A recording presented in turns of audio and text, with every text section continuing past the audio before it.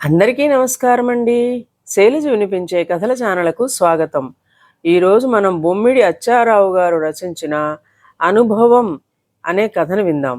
ఈ కథ జనవరి 2011 చందమామలో ప్రచురింపబడింది.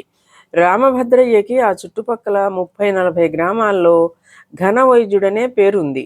ఎటువంటి రోగాన్నైనా సునాయాసంగా తగ్గిస్తాడని గొప్పగా చెప్పుకుంటారు. రామభద్రయ్య ముందు చూపుతో తన కొడుకు కేశవుడికి తన వైద్య విద్యను, అందులోని మెళకువలను నేర్పి అతన్ని తనంతటి వాడిగా తీర్చిదిద్దాడు. రామభద్రయ్య ఊరిలో లేని సమయంలో కేశవుడు రోగులకు వైద్యం చేస్తుండేవాడు. అతని హస్తవాసి మంచిదని, తండ్రిని మించిన వైద్యుడని చాలా కొద్ది కాలంలోనే పేరు తెచ్చుకున్నాడు కేశవుడు. ఉన్నట్టుండి రామభద్రయ్యకు సుస్థి చేసింది. ఆయన కొడుకును పిలిచి రోగులకు ఆపత్కాలంలో ప్రాణరక్షణ కొరకు ఏ ఏ మందులు ఎంత మోతాదుల్లో వాడాలో వివరంగా చెప్పి కన్నుమూశాడు. కేశవుడు తండ్రి స్థానంలో సమర్థవంతంగా వైద్యం చేస్తూ వచ్చాడు. అతని వైద్యం గురించి గతంలోనే ప్రచారం జరిగినందున తండ్రి పేరును సుస్థిరం చేశాడు కేశవుడు. కేశవుని వద్ద లేహ్యాలు నూరటం, గుళికలు తయారు చేయటం, మూలికలు పొడి చేయటం కోసమని శివుడు అనేవాడు పనిచేస్తుండేవాడు. కేశవుడు ఏ ఏ వ్యాధులకు ఏ ఏ మందులు ఎంత మోతాదులో ఇస్తాడో బాగా ఆకళింపు చేసుకున్నాడు శివుడు. మూలికా వైద్యం గురించి కూడా బాగా అనుభవం సాధించాడు. శివుడికి తానే సొంతంగా ఒక వైద్యశాల నడపాలనే కోరిక పుట్టింది. రోజు రోజుకి ఆ కోరిక మరింత బలపడుతూ వచ్చింది. శివుడు ఒక రోజున కేశవుడికి మాట మాత్రంగానైనా చెప్పకుండా విడిగా వెళ్ళిపోయి వైద్యశాలను ప్రారంభించి వైద్యం చేయటం మొదలెట్టాడు. అప్పటికే వైద్యంలో కేశవుడి దగ్గర గడించిన ప్రజ్ఞానంతో బాగానే రాణించాడు. రోగులు శివుడి దగ్గరకు బాగానే వస్తూ పోతూ ఉండేవారు.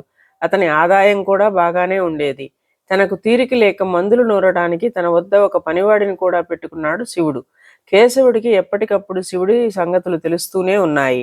శివుడు వేరే వైద్యం చేస్తున్నా కేశవుడి వద్దకు వచ్చే రోగులకు కానీ అతని ఆదాయానికి కానీ ఎలాంటి కొరత లేదు.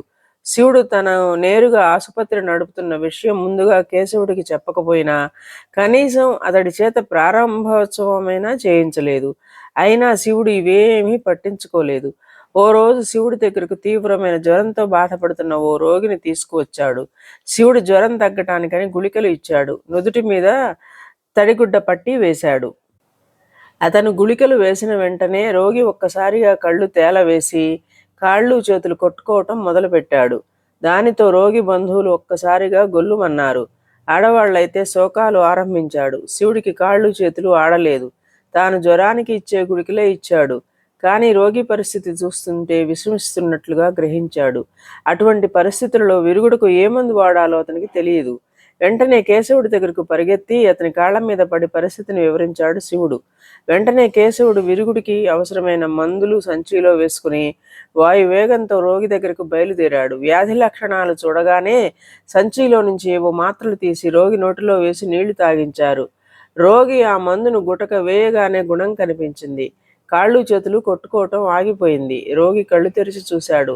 పర్వాలేదు, ప్రాణభయం లేదు. కొంతసేపు ఇక్కడే ఉంచి ఈ మాత్రలు కూడా మింగించి ఆ తర్వాత తీసుకువెళ్ళండి అని చెప్పి కేశవుడు రోగి బంధువులకు ఏవో మాత్రలు ఇచ్చి తన ఇంటికి బయలుదేరాడు. రోగి బంధువులు 2 చేతులు జోడించి కేశవుడికి పడిపడి దండాలు పెట్టారు. అదే సమయంలో శివుడి పట్ల వ్యతిరేకత వ్యక్తం చేశారు. శివుడు కేశవుడికి నమస్కరించి, పెద్ద గండం గడిచింది గురువుగారు. తమరే సమయానికి వచ్చి వైద్యం చేయకపోయి ఉంటే ఈ జనం నన్ను కొట్టి చంపేసేవాళ్ళు అన్నాడు. కేశవుడు నవ్వి, ఏ రోగానికి ఏ మందు వేయాలో తెలిసినంత మాత్రాన సరిపోదు. ఆ మందు వికటిస్తే రోగికి వెంటనే ప్రాణరక్షణకు ఏ మందు వాడాలో తెలియదు. అది కూడా ఎంత మోతాదు ఇవ్వాలో తెలిసి ఉండాలి. ఒకే ప్రాణరక్షణ మందు అన్ని రోగాలకు వాడకూడదు. ఇదంతా అనుభవం మీద వస్తుంది. నువ్వు ఏ రోగానికి ఏ మందు వాడతారో చూసి నేర్చుకున్నావు, కానీ ఆ మందు వికటిస్తే ఏం చేయాలో తెలియదు.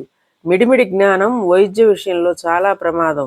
అంతేకాదు, మన దగ్గరకు వచ్చిన రోగి వద్ద మనకివ్వటానికి డబ్బులు లేకపోయినా ధైర్యం చేసి రోగిని రక్షించాలి. ధన సంపాదన మాత్రమే ముఖ్యం కాదు, మంచి వైద్యుడనే పేరు గడించడం కూడా చాలా ముఖ్యం అన్నాడు. శివుడికి తానంత పొరపాటు చేశాడో అర్థమైంది. ఆ క్షణమే తన వైద్యశాలను ఎత్తేసి తిరిగి కేశవుడి దగ్గర మందులు తయారు చేయడానికి కుదురుకున్నాడు. ఇదండి కథ. ఈ కథ మీకు నచ్చినట్లయితే లైక్ చేయండి, షేర్ చేయండి, కామెంట్ చేయండి, సబ్స్క్రైబ్ చేసుకొని నన్ను ఎంకరేజ్ చేయండి. నమస్కారం అండి.